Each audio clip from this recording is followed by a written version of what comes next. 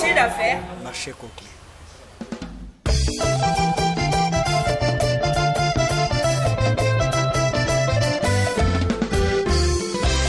Mosala nde valeur ya moto. Bomituna te nini mboka ekosala pona yo. Me mituna nini yo kosala pona mboka. Modero Ntimba. Nome allure. Mosala nde valeur ya moto luka lokola moninga.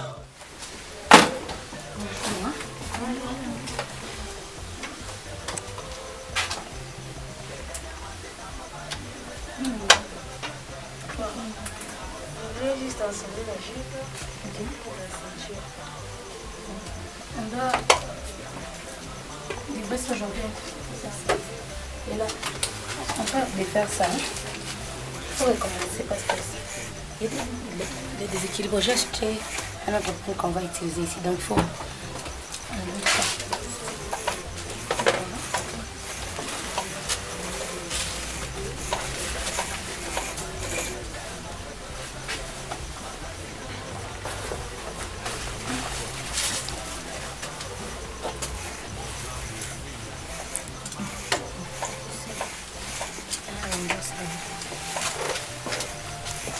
Pendant cette période, d'abord pour commencer, il faut savoir, pour mieux évoluer dans notre métier ici, il faut savoir la loi de la demande. Savoir ce que le public demande, ce que vos clients demandent, ce qu'ils désirent. Comme pendant cette période de Covid, le peuple demande d'abord le masque. C'est ce qui est vraiment primordial pour cette période. Donc disons, si on regarde un peu partout, il y a des couturiers qui ne font que produire des masques. Donc c'est aussi cette production que nous aussi nous sommes en train de produire un peu plus. C'est un peu ça. En fait, je ne sais pas si je peux dire que c'est ma touche personnelle, mais moi je peux dire que dans la manière de fabriquer les masques, on voit d'autres personnes qui ne respectent pas l'hygiène, qui ne respectent pas les normes. Donc chez nous ici, chez Dasco, on ne fait que respecter les normes pour assurer la qualité à nos consommateurs. Donc c'est un peu ce qui nous démarque. On assure les normes et puis on fait ça en tout cas de manière hygiénique, avec des tissus qui sont vraiment adéquats. C'est un peu ça. Comme vous pouvez le voir, là, quand on fait les masques, on s'assure d'abord, après avoir fini, on doit les stériliser. Pour offrir aux gens, en tout cas les masques hygiéniques. Et puis quand j'ai fini mon masque, je ne peux pas les toucher, je ne peux pas toucher mon masque, les tissus de mon masque, parce que peut-être que je suis infectée. Quand je touche et je vends ça aux gens, directement ils seront infectés aussi. Donc on offre des masques avec élastique, avec fil, comme vous pouvez voir, parce que d'autres personnes disent que non, les élastiques font mal aux oreilles, tout ça. Donc on offre un peu de variété pour que tout le monde se retrouve. Là, on est en train de penser à ça, mais bon, c'est entre parenthèses. Là, on doit parler avec le personnel et puis on saura que faire. Et nous aussi, on est en train de, en tout cas, de respecter les gestes barrières. Comme vous pouvez voir dans les piliers, au fait, nous sommes au nombre de 10, mais on commence à faire, il y a une équipe qui vient. Aujourd'hui, les rotations comme ça, donc ça nous facilite à aussi respecter les gestes barrières. Comme notre atelier n'est pas si grand, donc on ne peut pas nous tous nous en tout cas, c'est vraiment amusant. Si je vois ce qui s'est passé pendant cette période, je me dis waouh. Parce que à voir seulement comment est-ce que le couturier, les tailleurs, même des plus petits tailleurs qui fabriquaient des masques, je me suis dit non. Pourquoi est-ce qu'on part chercher à produire des trucs à l'extérieur pour venir vendre ici? Pourquoi? À quoi bon? Parce que là, quand tous les frontières étaient fermées, non? Oui. Donc, tous les Congolais étaient obligés, même ceux les étrangers qui étaient ici, ils étaient obligés, oui, ils étaient obligés de consommer ce qui est ici. Oui. Donc, cela a fait vraiment que beaucoup de gens puissent se retrouver. Beaucoup de gens ont pu produire pendant cette période de confinement. On a vraiment consommé ce qui est propre à nous. Ouais. Ce qui a fait que beaucoup de gens croyaient que pendant cette période, on ne va pas survivre. Surtout nous, dans la couture, on se disait, qui viendra coudre? Qui viendra dire que non, fais-moi un ensemble? Pour aller où? Nous sommes en confinement. Mais à notre grande surprise, on a vraiment produit. Il y a des familles qui se sont nourries à cause seulement de la production des masques. Donc c'était vraiment bien. C'est pourquoi moi je me suis dit, même si on ouvrait les frontières, essayons un peu de faire un effort de consommer nos produits personnels, nos propres produits ici. En tout cas, ça va faire aussi à ce que les Congo soient développés, je crois.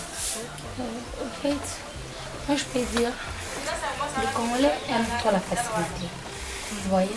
Premièrement, pour que le gouvernement aussi nous fasse confiance, nous, les couturiers, nous, les tailleurs, il faut d'abord qu'on soit légal. Vous voyez? Il y a beaucoup de gens qui errent dans l'illégalité, qui n'ont pas de papiers, que le gouvernement ne connaît pas.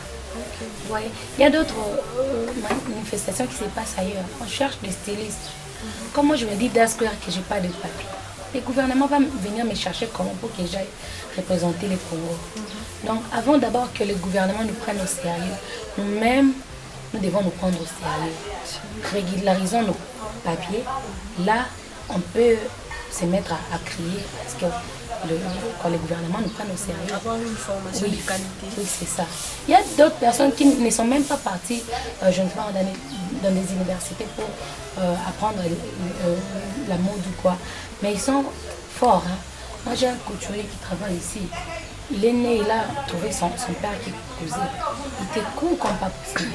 Il y a d'autres personnes qui sont parties à l'ISAM qui ne peuvent même pas se comparer à lui. Mais au fait, il ne sait pas par où commencer. Il ne sait pas, comme les Kinois disent, à une place à hôtel et ouais. Si seulement le gouvernement, moi je peux demander au gouvernement de nous prendre au sérieux comme faciliter la tâche, faciliter à ce que nous puissions avoir de papier. Que ça ne soit pas quelque chose comme d'autres personnes, d'autres stylistes, quand ils ont des papiers, ils trouvent que c'est un peu waouh, c'est un peu comme si il était spécial ou quoi. Tu vois, si on minimise ça, tout le monde sera légal et on peut payer des impôts pour développer les pays. Et puis le gouvernement aussi va nous faire confiance, on va travailler ensemble, c'est un peu ça. Hormis le masque, moi je peux dire ce que j'ai apporté comme soutien en ma qualité de styliste modéliste. Ce que je peux dire, comme toutes les frontières étaient fermées, donc au fait, moi personnellement je m'étais dit, il faut que tout le monde puisse montrer combien est-ce qu'il peut soutenir son pays avec ce qu'il sait faire. Moi je peux soutenir le pays avec ce que je sais faire. Si je peux donner l'exemple de robes, des habits que nous sommes en train de faire, ce sont des genres de vêtements que beaucoup de femmes d'affaires vont faire ça à l'extérieur. Ils achètent des tissus, on les repousse à l'extérieur, ils viennent pour vendre ça ici. Et ils étaient bloqués, il n'y avait pas de vol, tout ça là. Ils sont venus vers moi.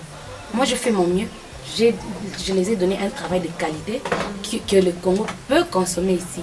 Donc je peux dire, cet exemple, ça revient à seulement nous dire que même si aujourd'hui on ouvrait les frontières et que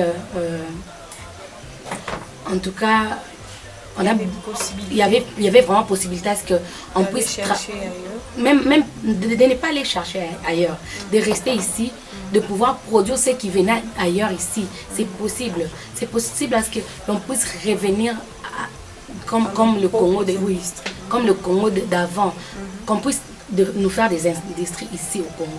C'est possible parce qu'il y a des gens qui ont ces potentialités. Comme moi, je peux produire des histoires que les gens peuvent voir à l'extérieur.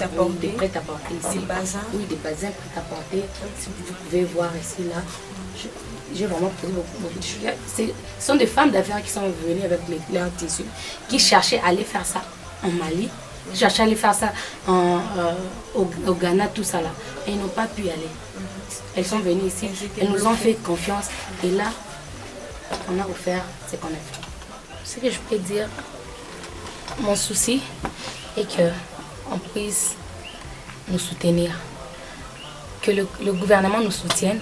Mais d'abord, nous-mêmes, couturiers, couturières, stylistes, modélistes, prenons-nous au sérieux afin que l'on puisse tout tomber la bende la Congo dans l'habillement. On ne veut pas seulement aller chercher ailleurs. J'ai toujours dit, en tout cas, dans la mission j'ai toujours dit, faisons notre mieux à ce que le Congolais ne puisse plus avoir leurs yeux ailleurs. Avant c'était la Chine, maintenant là c'est la Turquie.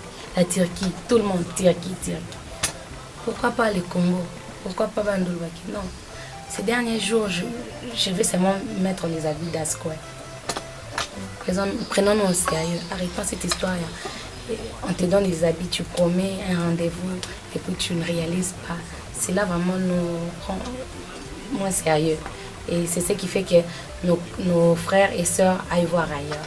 Donc c'est un peu ça à moment de la fin. Là c'est un sac maternité. Une maman qui... Comme vous pouvez voir, c'est un bac avec col.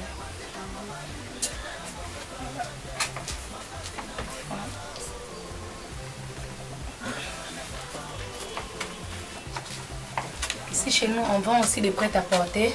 Ok. Si vous ne voulez pas attendre, oh, je n'ai pas le temps d'aller acheter les tissus au grand marché. Non, on peut faire ça pour vous. Vous avez vos tissus? Oui. Vous nous envoyez seulement la photo, on va estimer les mesures et puis on vous fait quelque chose à votre taille. Donc, voilà comme vous pouvez voir. Là, c'est mon stock de tissus. Il y a le pan pour les clients qui sont là. Et c'est là quand la couture à l'intérieur propre, comme un abaco prêt à porter. Hein. Oui. Voilà, il y a tout ce que vous trouvez dans vos vestes quand vous achetez. Il y a tout. Il y a tout. C'est vraiment du prêt-à-porter en pagne.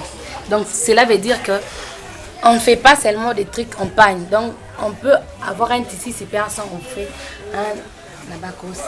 C'est super sans. Oui. Oui.